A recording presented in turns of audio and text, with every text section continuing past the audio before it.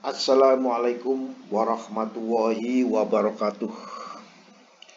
Alhamdulillah kita bisa bertemu kembali di dalam channel Sinau Kapal ya. Bertemu kembali bersama Saifuddin Tahir di dalam channel Sinau Kapal. Sinau Kapal secara komprehensif, secara menyeluruh, tidak setengah-setengah, sehingga kita bisa menjadikan Indonesia menjadi benar-benar sebagai poros maritim dunia. Sebagaimana didengungkan oleh Presiden kita Republik Indonesia, yaitu Bapak Insinyur Joko Widodo. Kawan-kawan semua, sambil kapal kita melakukan pengedokan di galangan kapal Indonesia Marina Shipyard, kita belajar tentang jumlah bunker ya, jumlah bunker, dan ini terkait dengan klaim jumlah bunker kapal. Biasanya klaim-klaiman atas jumlah bunker kapal itu terjadi bila pemilik kapal dan penyewa kapal melakukan interaksi dalam bentuk sewa-menyewa, yaitu time charter atau barboat charter ya. Time charter, sewa-menyewa kapal pada durasi tertentu, dan barboat charter adalah sewa-menyewa dengan lepas kunci ya. Nah, dengan adanya sewa-menyewa kapal ini, maka ada momen di mana serah terima kapal ya, penyerahan kapal. Penyerahan kapal tentunya ada bahan bakarnya kapal itu. Ya, ada bahan bakarnya. Demikian juga pada saat pengiriman kembali, penyerahan kembali kapal tersebut tentunya ada bahan bakarnya ya, ada bahan bakarnya. Lah, bahan bakar tersebut ternyata kadang-kadang sama dengan pada saat diterima, kadang-kadang lebih banyak pada saat dikirim kembali, kadang-kadang kurang daripada jumlah pada saat pertama kali diserahkan. Nah, ini akan terjadi dispute. Ini akan terjadi perselisihan antara penyewa kapal dan pemilik kapal. Nah, kawan-kawan semua, kali ini saya akan berbagi perihal klaim jumlah bunker. Biasanya ini diasuransikan ya, asuransi. Sambil kapal kita melakukan pengedokan di galangan kapal Indonesia Marina Shipyard, kita belajar tentang klaim jumlah bunker kapal. Kembali lagi, ini biasanya sering kali terjadi pada saat kapal dilakukan sewa-menyewa, baik time charter maupun barboat charter. Baik, kita mulai dari awal ya. Nah, suatu kegiatan interaksi antara pemilik kapal dan penyewa itu biasanya dalam bentuk time charter atau dalam bentuk barboat charter ya. Time charter maupun barboat charter. Kalau voyage charter biasanya jarang sekali terjadi perselisihan antara penyewa maupun pemilik kapal. Tapi kalau time charter dan barboat charter ini secara statistik seringkali terjadi dispute. Biasanya pada time charter maupun di barboat charter ini, pada saat kontraknya mencantumkan klausul bahwa penyewa akan menyerahkan kembali kapal tersebut dengan jumlah yang sama seperti semula di atas kapal pada saat pengiriman ke pemilik kapal. Jadi secara idealnya pada saat kita sebagai pemilik kapal menyerahkan kapal kita dengan bahan bakar sekian ton, maka kembalinya harus adalah sekian ton. Itu idealnya sama. Tapi prakteknya itu tidak akan bisa sama, ya. Tidak akan bisa sama. Dipastikan 100% tidak akan bisa sama. Sehingga akan terjadi dispute dan klaim. Apa itu? Akan jumlah bengker kapal. Nah, biasanya di dalam klausul charter itu ada yang demikian. Penyewa kapal saat pengiriman, saat menerima kapal itu, dan pemilik kapal saat redelivery, saat kapalnya diantar kembali ke dirinya, akan mengambil alih dan membayar semua bengker yang tersisa di atas kapal. Ya, artinya semua bengker yang ada di atas kapal harus dibayar oleh penyewa. Ya, misalnya bengkernya tinggal 10 ton. Maka penyewa itu harus membayar sejumlah uang dikalikan harga pasar bengker saat itu, penyewa kapal harus membayar. Demikian juga bila kebalikannya, penyewa kapal menyerahkan kembali kapalnya miliknya dengan adanya bengker, maka pemilik kapal harus membayar. Ini adalah klausul, ya, klausul yang seringkali terjadi, ya, seringkali terjadi. Di samping itu ada saat pengiriman, baik itu penyerahan maupun redelivery, jumlah bengker di atas kapal masing-masing harus misalnya 300/10 RME 180 DMB.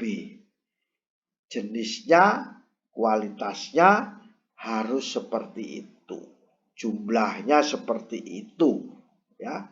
Jumlahnya seperti itu. Nah, itu tercantum di dalam klausul contohnya, ya. Atau klausulnya demikian, kapal yang akan dikirim kembali dengan jumlah bengker yang kira-kira sama. Nah, ini agak sedikit bijak, ya. Yang kira-kira sama, karena tidak mungkin sama persis. Adalah tidak mungkin. Makanya dikatakan dengan bengker yang kira-kira sama. Ya. Cuman kalimat kira-kira sama ini harus ada sejumlah bahan bakar yang cukup untuk melakukan pengisian bahan bakar pada pengisian terdekat atau pengisian bahan bakar terdekat. Ya. Di samping kira-kira sama, harus ada sejumlah bahan bakar yang dikonsumsi oleh mesin kapal yang jumlahnya cukup sampai untuk pelabuhan pengisian. Ini adalah beberapa klausul, ya, yang biasanya timbul di dalam charter party maupun barboat charter. Nah, bagaimana untuk mengetahui tingkat kesamaan pada saat diserahkan, pada saat penyerahan kembali harus sama? Sehingga konsekuensi yang ada charter ini, baik charter party maupun barbut charter ini, maka akan mengatur adanya satu klausul, yaitu harus ada survei bunker, ya, survei bunker pada saat pengiriman atau pengiriman kembali, ya, pada saat pemilik kapal menyerahkan kepada penyewa atau penyewa menyerahkan kembali kepada pemilik kapal. Itu ada proses namanya bunker survei atau survei bunker. Dan jika ditemukan bahwa kapal itu telah dikirim kembali dengan jumlah bunker yang kurang, ya, katakan itu kurang. Jadi ternyata bunker yang dikirim kembali itu kurang dari bunker pada saat diserahkan. Apa yang terjadi? Maka penyewa berkewajiban untuk mengkompensasi kekurangan kepada pemilik kapal. Namanya saja kurang, ya kan? Kalau minimal sama, sekira-kira sama, ya harus menambahi, ya, menambahi kepada pemilik kapal. Baik dengan harga bunker yang disepakati, misalnya saat itu disepakati harga sekian, kalau kekurangannya maka dibayarkanlah kekurangannya itu dikalikan dengan bunker yang disepakati. Hal ini tentunya dapat dilakukan bila ada klausul tegas yang ada di dalam charter party. Oleh karena itu, membuat charter party sangat penting dalam hal ini. Atau penyewa itu berkewajiban untuk mengkompensasi kekurangan kepada pemilik kapal dengan harga pasar atau di pelabuhan bunker terdekat, ya. Jadi harga pasar di pelabuhan bunker terdekat. Itulah besarnya kira-kira yang harus dibayarkan. Nah, jika ada klausul charter party yang mengatur bahwa jumlah bunker yang disepakati harus diserahkan dan diserahkan kembali dengan harga, ya,